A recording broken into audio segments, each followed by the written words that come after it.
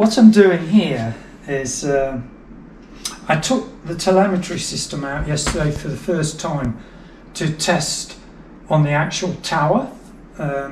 So moving away from the workshop, this was the workshop setup. So these switches were clean switches, but they represented motors and all sorts. So I needed to do a proper test on real live things, and I found that when the actuator disengaged, it caused the telemetry to freeze, and I had to power cycle it to get it back.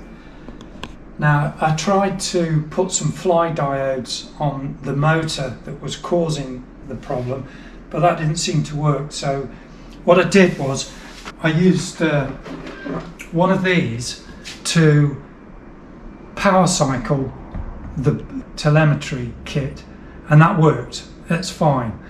But what I'm trying to do here with these things is I'm trying to automate it.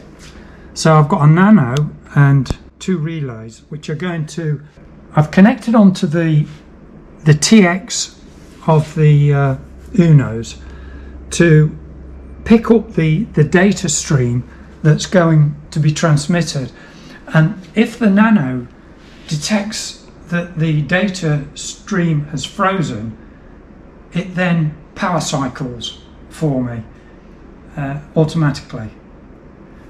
I'm not so nervous about it because I haven't had to alter any of the code that's existing. The nano is passively reading the data transmission to the RF module.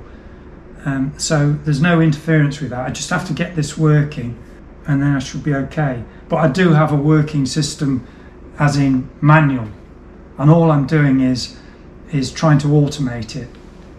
So that's what I'm doing. Of course, it never goes 100% right. My first test, it switched off but never switched back on again, and that's because when I switched off, it also switched off the power supply that was supplying the nano, so it wasn't able to switch back on again. So I'm just in the process of giving it its own supply, but this is how it goes. It takes me ages to sort things out, but we'll get there in the end. I sort of wish I never asked.